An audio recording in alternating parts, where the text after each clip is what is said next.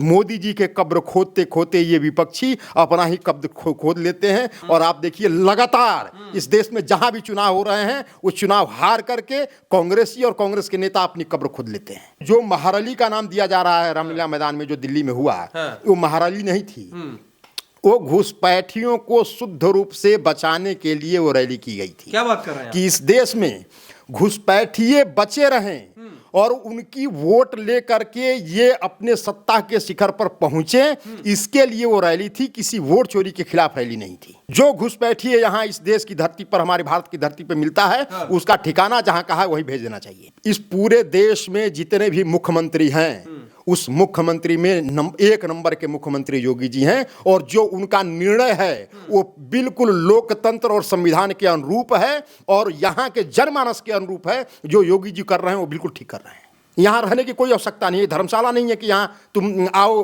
घुसपैठ करके और यहाँ का वातावरण खराब करो, यहाँ चोरी चकारी ये सब करते रहो। इस तरह की व्यवस्था यहाँ नहीं होनी चाहिए।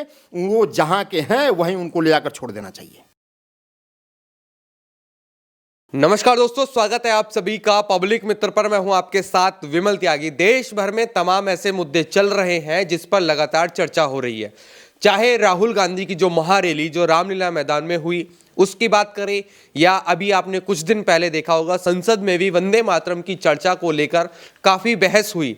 ऐसे में सवाल ये बनता है कि देश का आखिरकार मेन मुद्दा क्या है, या सभी मुद्दों पर बात होनी चाहिए। लेकिन कुछ सवाल ऐसे भी हैं। राहुल गांधी की महारैली में कांग्रेस के एक महिला नेता ने ऐसा बात कही जिसके बाद लोग सवाल कर रहे हैं कि कांग्रेस पार्टी की ये सोच क्या है। उन्होंने कहा कि मोदी तेरी कब्र खुदेगी, आज नहीं तो कल खुदेगी। यानी कि ऐसे नारे, आपका मुद्दा है वोट चोरी का और आप मोदी की कब्र खोदने की बात कर रहे हैं। इन तमाम विषयों पर बात करेंगे। मेरे साथ अजय कुमार दुबे जी मौजूद है। सर बहुत बहुत स्वागत है आपका हमारे। बहुत धन्यवाद। कई सारे सवाल ये हैं, आपने देखा होगा वोट चोरी को लेकर महारैली हो रही है, उधर एक महिला का ऐसा बयान आता है, वो वोट चोरी से हटकर वो सारी डिबेट जो है उस बयान पे चली जाती है। तो क्या कहेंगे, मोदी तेरी कब्र खुदेगी ऐसे जो नारे हैं वो कांग्रेस पार्टी के नेता लगा रहे हैं? ये देखिए, ये इसी तरह के नारे बिहार चुनाव में हमने वहाँ भी देखा, मोदी जी के माँ को गाली दी गई जी। इसी तरीके से जब से 2014 में इस भारत के प्रधानमंत्री हमारे नरेंद्र मोदी जी बने, तो ये कांग्रेस और कांग्रेस के मानसिकता वाले पार्टियों को ये बात हजम नहीं हो रही है कि एक गरीब घर का लड़का, एक चाय बेचने वाला लड़का इस देश का प्रधानमंत्री कैसे हो सकता है। क्योंकि कभी भी अगर आप देखेंगे, जिस तरीके से आज़ादी के बाद से 1947 से जिस तरीके से कांग्रेस की मानसिकता इस पूरे देश को चलाने की रही है, वो मानसिकता ये रही है कि उन्होंने सोचा ही नहीं था कि ये कभी भी नेहरू और नेहरू परिवार के खिलाफ भी और उसके अलावा भी इस देश का प्रधानमंत्री कोई बन सकता है। तो 2014 में से ही लगातार आप देखेंगे तो वो मोदी जी के पीछे इस तरीके से जितनी आपत्तिजनक और जितनी गालियां देनी होती है इन्होंने देकर देख लिया। लेकिन वह 150 करोड़ जनता के आकांक्षा और उनकी उम्मीदों का प्रधानमंत्री है। उसको गालियों, विपक्षी के गालियों का कोई फर्क नहीं पड़ता है। अगर आपको कोई सुझाव देना है तो आप दीजिए, उसके ऊपर मोदी जी काम करेंगे।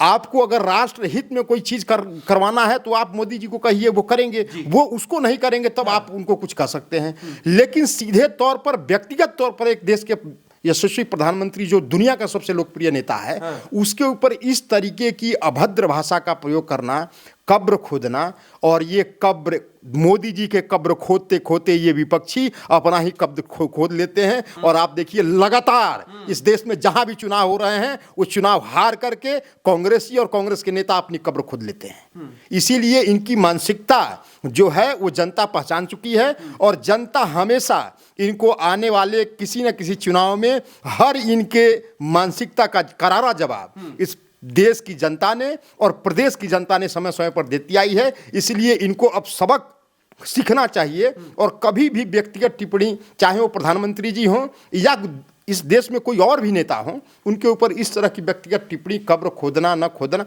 इस तरह की बातें मेरे ख्याल से एक कांग्रेसियों की झुंझलाहट है। और ये हताशा के शिकार हैं।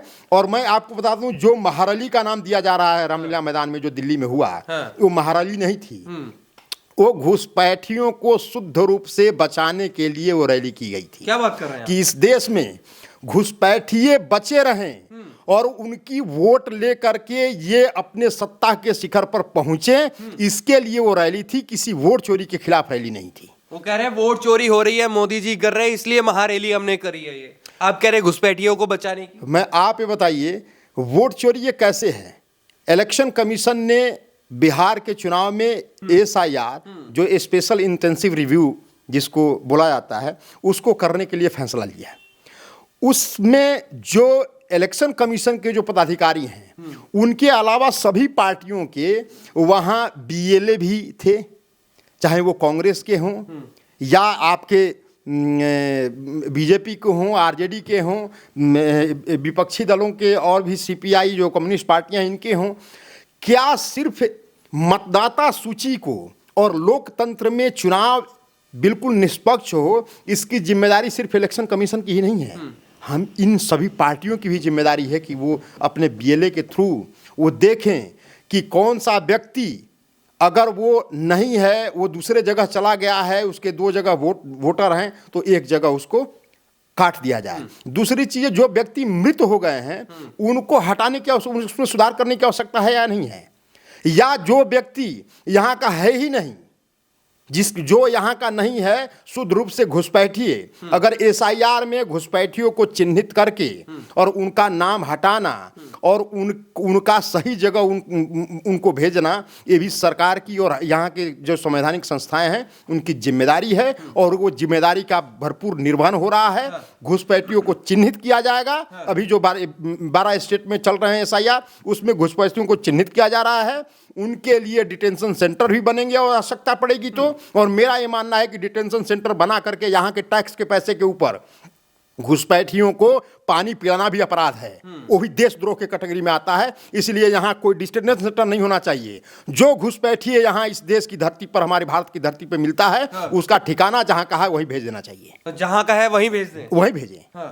क्योंकि ये हमारे टैक्स के पैसे पे हमारे सुख सुविधाओं का वो अतिक्रमण कर रहा है। जो सुख सुविधा भारतवासियों को और भारत के सपूतों को मिलना चाहिए, वो बाहर का व्यक्ति धर्मशाला समझ करके यहाँ आकर उसका सुख सुविधा का भोग कर रहा है। और यहाँ के जो लोग मूल निवासी हैं, जो मूल यहाँ के रहने वाले हैं, वो उससे वंचित हो जा रहे हैं। इसलिए ऐसे घुसपैठियों का ठिकाना जहाँ का वो है वहीं उसका ठिकाना होना चाहिए। तो योगी जी जिस तरीके से उत्तर प्रदेश में एक्शन ले रहे हैं, तो क्या योगी जी सही कर रहे हैं? योगी जी इस पूरे देश में जितने भी मुख्यमंत्री हैं, उस मुख्यमंत्री में 1 नंबर के मुख्यमंत्री योगी जी हैं। और जो उनका निर्णय है वो बिल्कुल लोकतंत्र और संविधान के अनुरूप है, और यहाँ के जनमानस के अनुरूप है। जो योगी जी कर रहे हैं वो बिल्कुल ठीक कर रहे हैं। आप कैसे कह सकते हैं कि वो नंबर 1 है? उनको लोग कैसे उस तरीके से कहते हैं कि योगी जी बाबा हैं, बाबाओं से कहाँ प्रदेश चल रहा है? आप ये देखिए, आप भी यही थे, हम भी यही हैं। 2017 में जो योगी जी को सत्ता यहाँ मिली, 2017 से पहले यहाँ क्या आलम था? आजम खान की भैंस ढूंढने के लिए 4-4 थाने की पुलिस लगती थी। यहाँ लॉ एंड ऑर्डर की क्या सिचुएशन थी? यहाँ दिन दहाड़े लोगों की हत्याएं होती थी। आप ये देखिए, यहाँ 2013 में दंगे मुजफ्फरनगर में हो रहे थे और सैफई में सितारे नचाए जा रहे थे। वहाँ सैफई महोत्सव जन्मदिन के ऊपर मन रहा था। ये योगी जी के राज्य में नहीं हो रहा है। लॉ एंड ऑर्डर सही है। माफियाओं का ठिकाना वो कब्र में है और कब्र में पहुंचा दिए गए। जो बचे हैं उनको भी पहुंचा दिया जाएगा अगर इधर उधर करेंगे। और यहाँ में जो आप देखेंगे 20 लाख करोड़ रुपए से अधिक यहाँ पे निवेश आ चुका है। यहाँ पे बिजली, पानी, सड़क और यहाँ की जितने भी व्यवस्थाएं हैं वो बिल्कुल दुरुस्त हैं। और योगी जी इसीलिए बड़े सुचारू रूप से इतने बड़े प्रदेश को चला रहे हैं। जहाँ 25 करोड़ से अधिक की आबादी हो, वहाँ उस प्रदेश में इतने सुचारू रूप से 2017 से और आज तक जिस तरीके से सत्ता योगी जी चला रहे हैं और डंके की चोट पे चला रहे हैं, संविधान के अनुरूप चला रहे हैं, जनमानस के अनुरूप चला रहे हैं। तो इसीलिए मैं कहता हूं कि योगी जी इस पूरे भारत के जितने भी स्टेट हैं वो उस स्टेट में नंबर 1 चीफ मिनिस्टर हैं। आपको क्या लगता है, जिस तरीके से आप बात कर रहे हैं कि डिटेंशन सेंटर नहीं बनने चाहिए, घुसपैठियों की जांच होनी चाहिए, उस तरीके से विपक्ष ये कहता है कि भाई आप इस तरीके से पूरे मुसलमानों को टारगेट करने की ये पूरी पूरी साजिश है, चाहे वो वंदे मातरम के नाम पे हो या वो SIR के नाम पर हो, चाहे वो वोट चोरी जिस तरीके से हो रही है और ये घुसपैठियों का नया नाम दे दिया गया है, इसमें भी मुसलमानों को टारगेट किया जा रहा है। मैं ये कह रहा हूं कि ये हिंदू मुसलमान तो कांग्रेस ही कर रहे हैं, विपक्षी पार्टियां कर रही हैं। हिंदू मुसलमान भारतीय जनता पार्टी नहीं कर रही है। घुसपैठिए का मतलब कोई भी जो इस देश में अवैध रूप से इस देश में रह रहे हैं और अवैध रूप से सारे यहाँ पे जितने भी सरकारी योजनाएं हैं उसका लाभ ले रहे हैं और यहाँ के जो मूल निवासी हैं उससे वंचित हो रहे हैं। इसीलिए घुसपैठिए का मतलब कोई यहाँ कलर नहीं है कि वो हिंदू है, मुसलमान है, क्या है। घुसपैठिए कोई भी अगर अवैध रूप से इस धरती पे आया है तो उसको वहाँ उसको उसके सही ठिकाने पे और जहाँ का है वहीं छोड़कर उसको छोड़ा जाना चाहिए। यहाँ डिटेंशन सेंटर बना करके फिर खैरात में उसको बिरयानी खिलाने की आवश्यकता नहीं है। ये मेरा कहना है, मेरा व्यक्तिगत ये मत है कि यहाँ डिटेंशन सेंटर अगर खोलेंगे आप तो उनको फिर उसके अंदर में उनको खाना देना पड़ेगा, उसके अंदर में उनको सुख सुविधाएं देनी पड़ेंगी और सरकारी पैसों पे वो पलेंगे, वैसे ही काम करना नहीं चाहते। तो इसका मतलब मेरा ये मानना है कि कहीं भी इस देश के अंदर में एक भी डिटेंशन सेंटर नहीं बनने चाहिए। जो घुसपैठिए जिस देश से आया है उसी देश में जाकर के उसको बॉर्डर पर छोड़कर उस तरफ छोड़ देना चाहिए, या उस देश की जो सरकार है उससे बात करके वो अपना नागरिक बुला ले, उससे वहां छोड़ देना चाहिए। यहाँ डिटेंशन सेंटर बना करके फिर उनको पालने की आवश्यकता नहीं है, क्योंकि डिटेंशन सेंटर बनेंगे, ये घुसपैठिए अगर यहाँ रहेंगे और कल को सरकार चेंज हो गई और कांग्रेस की अगर मान लीजिए, वैसे आनी नहीं है कभी, लेकिन अगर गलती से आ गई तो फिर क्या करेगी? डिटेंशन सेंटर खोल करके फिर उनको उनका वोटर ID कार्ड बन जाएगा, उनका आधार बनेगा, उनको सारी सरकारी योजनाओं का लाभ मिलेगा। ये गलती कतई इस देश के अंदर में नहीं होना चाहिए। डिटेंशन सेंटर का जो कंसेप्ट बहुत पुराना है। अब बिल्कुल म्यांमार के तर्ज पे जो जहां कहा वहीं जाओ, यहाँ रहने की कोई आवश्यकता नहीं है। धर्मशाला नहीं है कि यहाँ तुम आओ घुसपैठ करके और यहाँ का वातावरण खराब करो, यहाँ चोरी चकारी ये सब करते रहो। इस तरह की व्यवस्था यहाँ नहीं होनी चाहिए। वो जहाँ के हैं वहीं उनको ले जाकर छोड़ देना चाहिए।